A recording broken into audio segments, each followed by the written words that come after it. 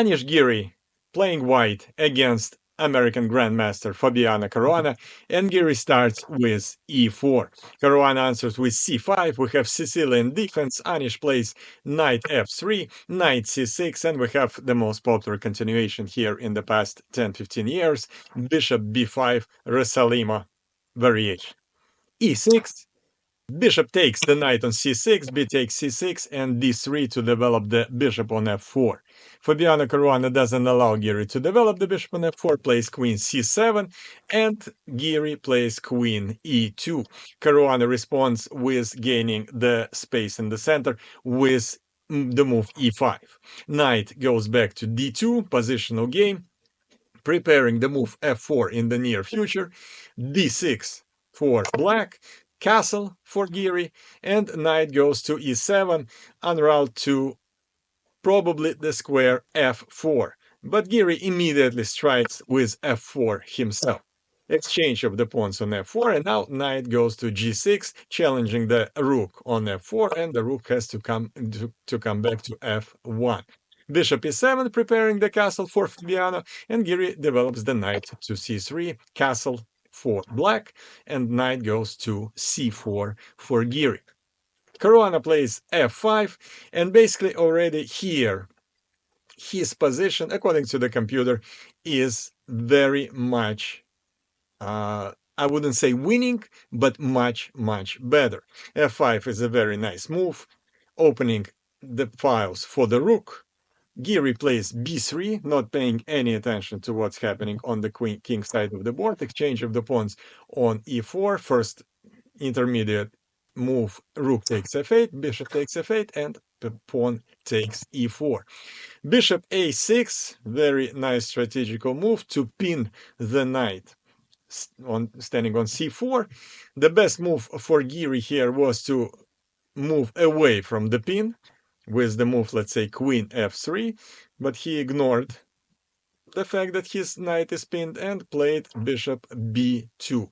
Computer didn't like it at all, and now, according to the engine, Fabiano's position is totally winning. He plays rook e8, putting the rook on a e file where it could do real damage. The pawn on e4 could be under attack. Queen h5, and bishop takes c4. And now look at these pawns, pretty ugly pawns for Giri. Double pawns, and also all isolated.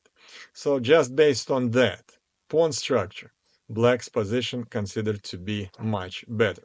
Queen f7, and it turns out that the pawn on c4 cannot be easily protected.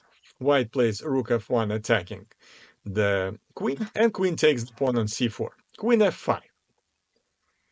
Queen f5. If Caruana is not careful, there are some ideas of penetrating into black camp with the move queen f7 check. But Caruana is careful. He plays knight e5. He centralizes the knight, and here comes knight d5.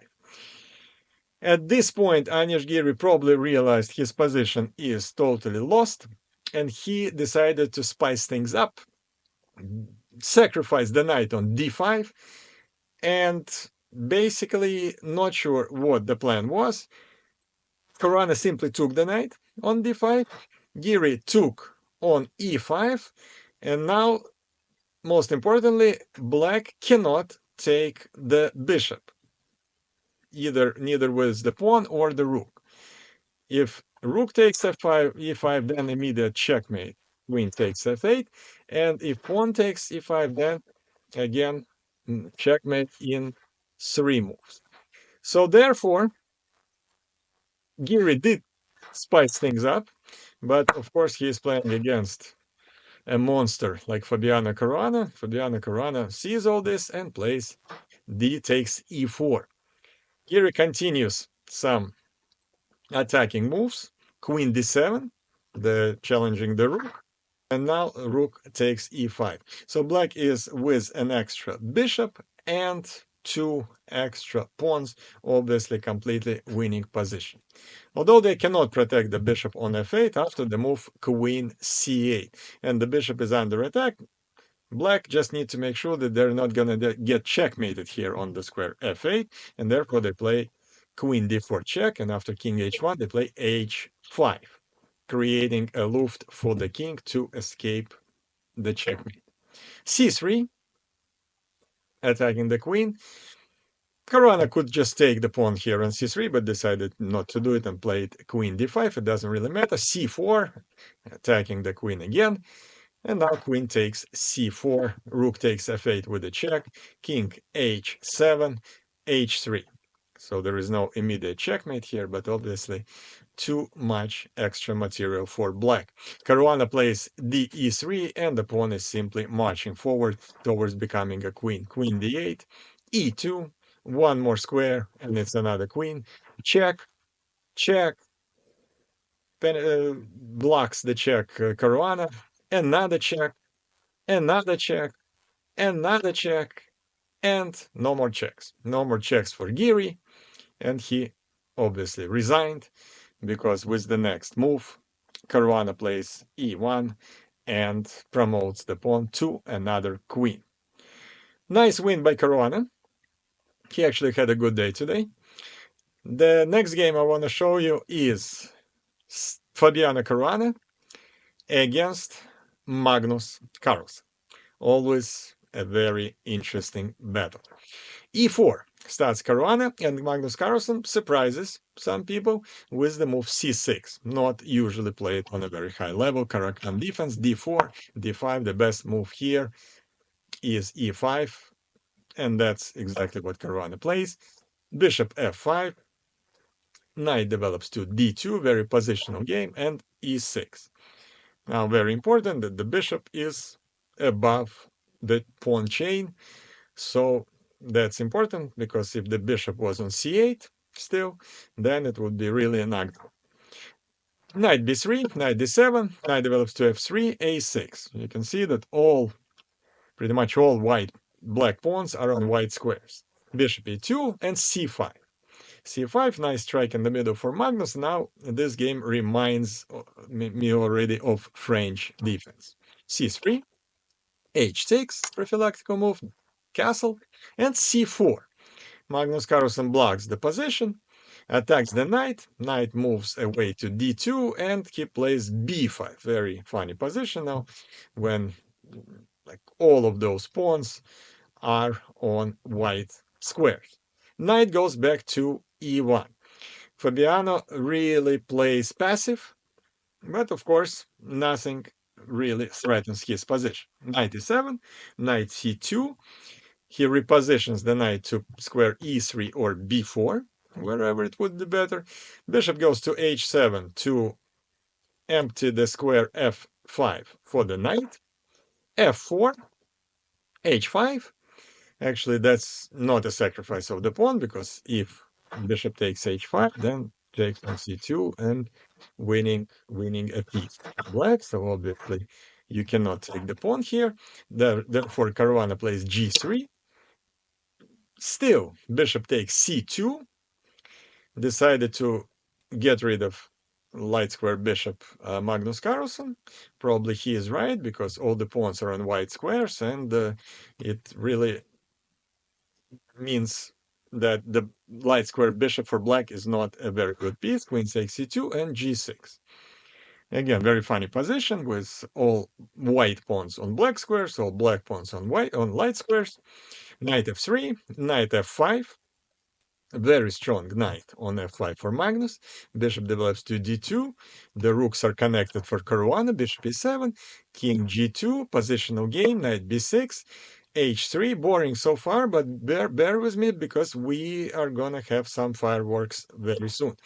h4. And here Magnus starts attack on the king side of the board. Logically, g4, blocking all attempts by Magnus. Caruana blocks the position on the king side of the board and attacks the knight. Knight has to move away, and it moves away to a nice square g3, attacking the rook and the bishop. Rook e1 defends the bishop, a5. Magnus is basically playing with pawns. With pawns and the knight on g3. His position is pretty much okay. b4, another aggressive move. queen goes back to c1, queen d7, rook e3, rook b8, putting the rook on a b line here with some ideas maybe in the future. Bishop goes to e1, challenging the knight on g3. Very annoying knight on g3, but it goes to a very even better position on e4.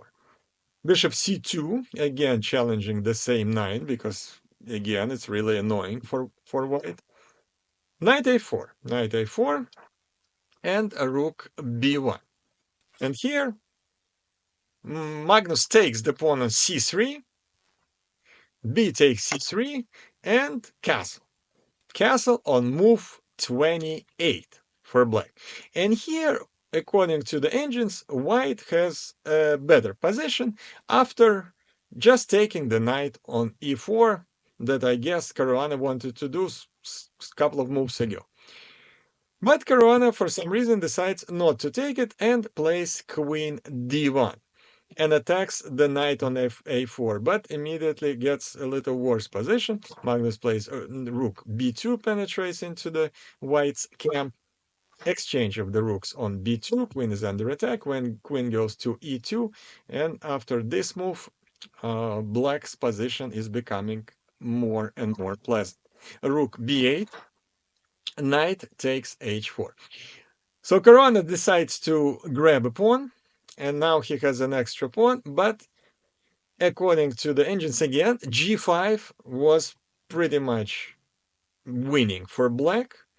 G5 was a great move here, but Magnus either didn't find it or didn't find that move to be a good one, and plays knight d3.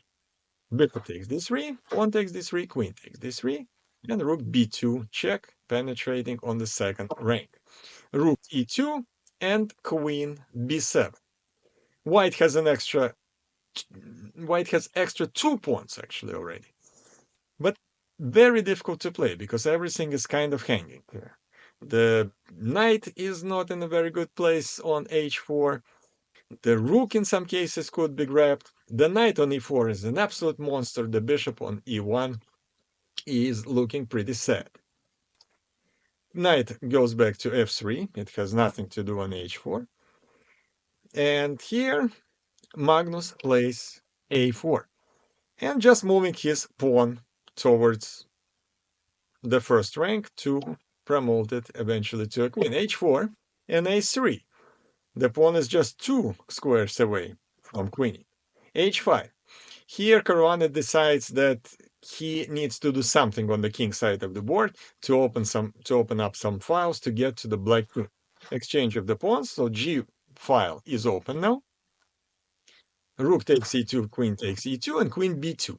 Obviously, white cannot take the queen on b2 because after queen takes b2 and pawn takes b2, there is no way to stop penetrating into another queen. So therefore, you cannot take the queen here.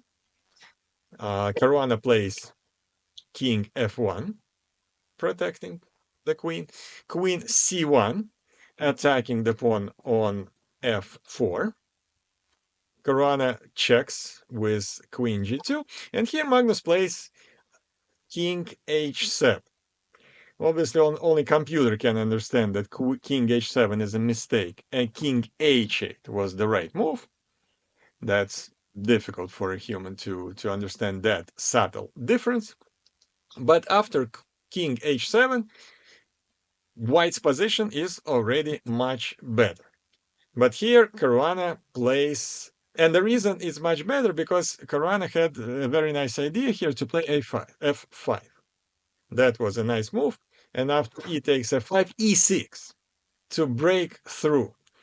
And now you cannot take the pawn on e6 because the queen penetrates to g6. So this was a nice idea by white. Caruana didn't find it or didn't look for it and played h6, threatening a checkmate on g7.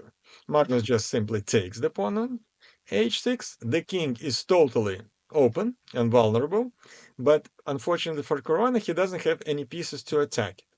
Queen by itself cannot really do any damage here. Check, another check, king f8, and queen h2. Queen h8 would be a checkmate. So black have to be careful. King e8, queen goes back to g2, and now black's position is much better again.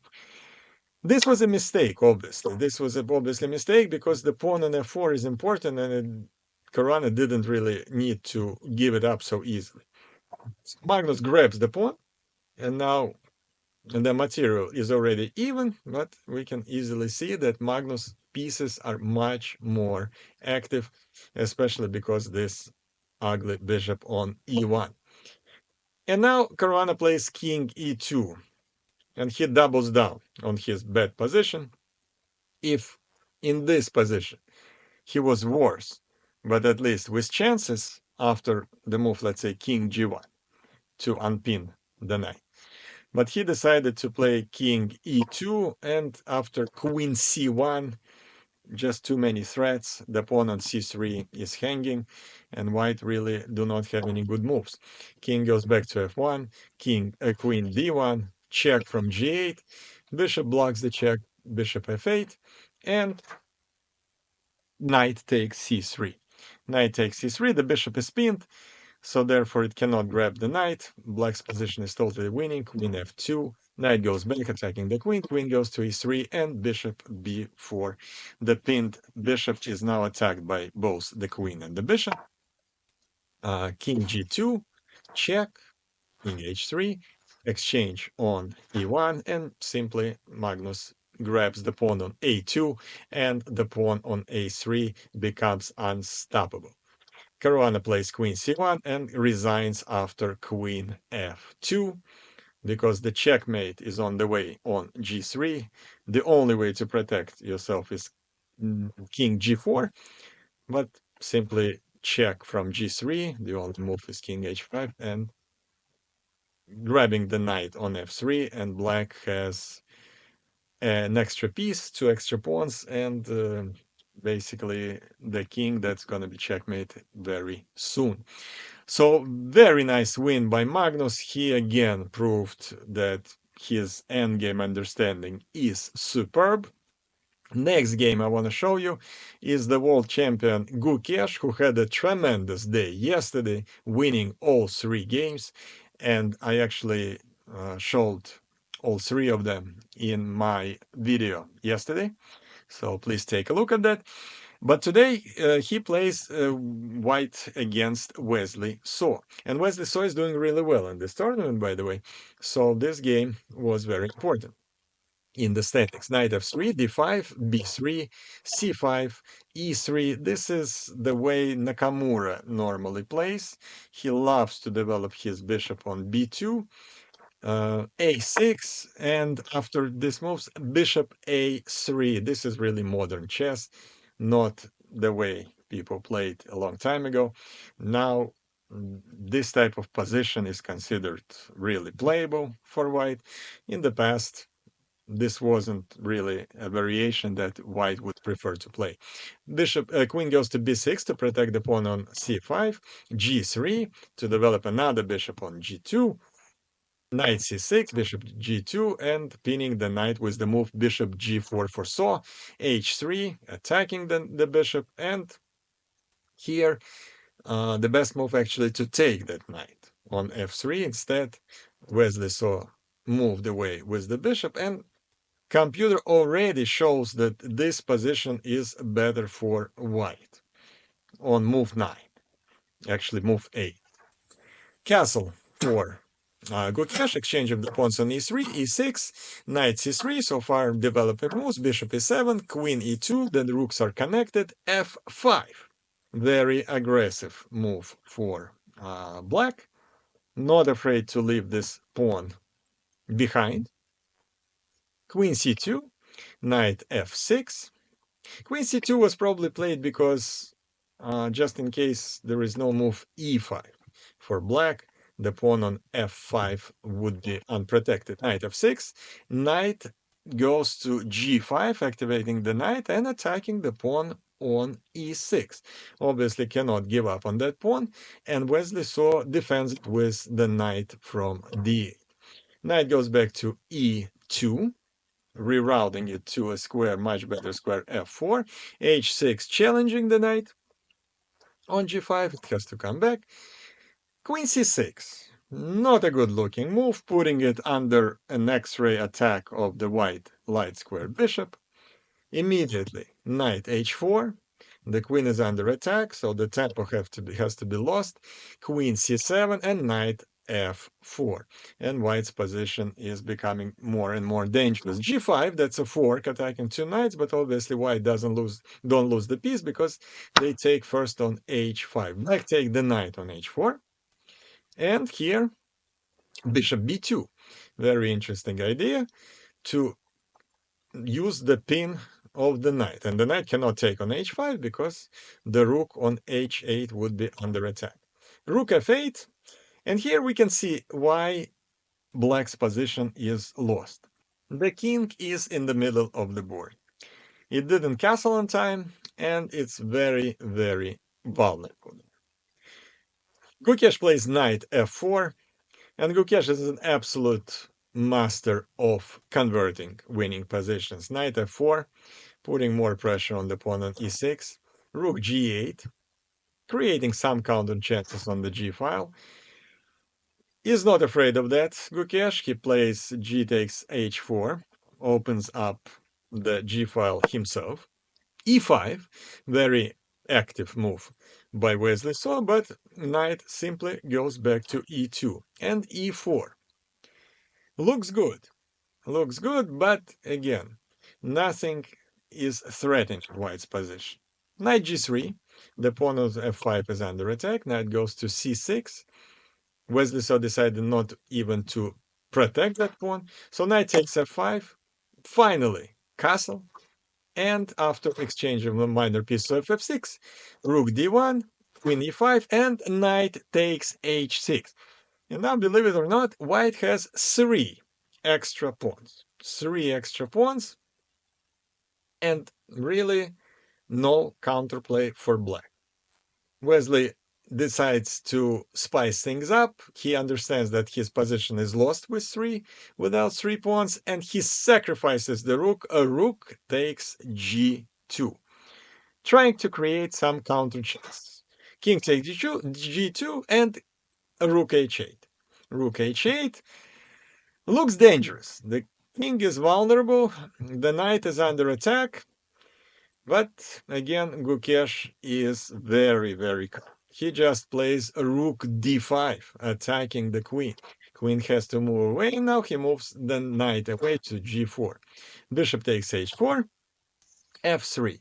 Another very precise move, because the pawn on e4 is very annoying here, and you need, if you're white, you want to get rid of it. And that's exactly what Gukesh does. Exchange of the pawns on f3.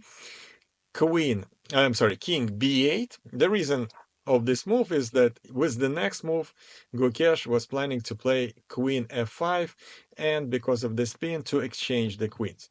And if white exchanges the queens here, the game is over, because white have an extra exchange and two extra pawns. So queen is the only chance for black to continue some fight here. King b8, still queen f5, suggesting to exchange the queens. Obviously, Wesley So goes back. Queen f7, queen e4, and queen f4 check. And now the queens are going to be exchanged, and white simply have too much material. Wesley So resigns. Gukesh with another good win. Last game today I want to show you is between Fabiano Caruana, who again had a good day today, against Ivan Saric. Ivan Saric, a grandmaster from Croatia, a very strong one, but obviously not compared to the monster roster that is in this tournament. He is definitely the last in terms of rating, but he's doing really well. He's doing really well in this tournament. He is in the middle of the standings. And in this game, Caruana had all the work cut out for him. He needed to be very sharp to win this game. He starts with d4, knight f6, c4, g6, knight c3, bishop g7, e4. We have um, uh, Indian defense. And this is probably one of the oldest variations, oldest openings in the world. D6, all theory right now. H3, more of a modern move. E5, striking in the middle. That's all theory again. D5, blocking that whole center for white. H5, I'm sorry, A5. By the way, the opening is obviously King's Indian, forgive me. I called it Indian. No, it's King's Indian. And bishop g5. Bishop g5 over pinning the knight on f6, knight a6. To go to c5, bishop develops to d3. Pretty ugly bishop, as we can see, because it's surrounded by the pawns of the same color. Castle for black. Knight goes to e2, developing move. c6, challenging this strong center of white. f3 and bishop d7. So far, so good. Queen goes to d2. All white pawns are on white squares. Knight jumps to b4, and here it's move 11, and both players didn't spend any time so far. Obviously, this is all prepared. Everything was played many, many times by both players. a3, challenging that knight. Knight takes d3. Not sure that black really had to take this bishop. It was pretty ugly by itself. So knight takes d3, queen takes d3, h6, challenging the bishop. Bishop goes away, and queen b6. And now the pawn on b2 is under attack. Bishop f2, attacking the queen. It's not a good idea to take the pawn on b2, because after rook a2, black would lose a queen. The queen is trapped, no moves. Just something to keep in mind. In your games, when you play, you see a pawn that's not protected, you grab it, but look for the next move, your queen would be trapped.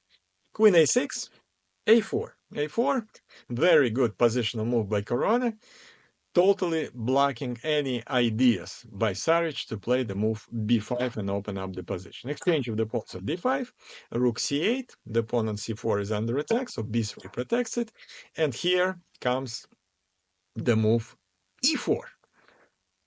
Very, very nice idea, very nice tactics, but it doesn't work, unfortunately, for Saric, because Caruana takes the pawn, and now Saric sacrifices the knight. He plays knight takes e4, and probably he thought that Caruana, the only way for him to take this knight is with the queen. And if he took the knight with the queen, then bishop takes c4, c3 check, knight takes c3, and rook e8, and I'm sorry, not this rook, but this rook e8, and the queen is lost. Queen is trapped. So this was the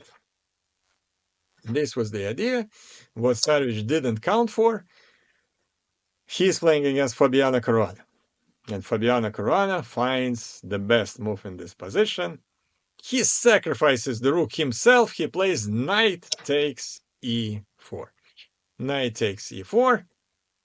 Gives up the rook on a1, but his position is totally winning. Why? Because of the next move. Bishop d4. Bishop d4.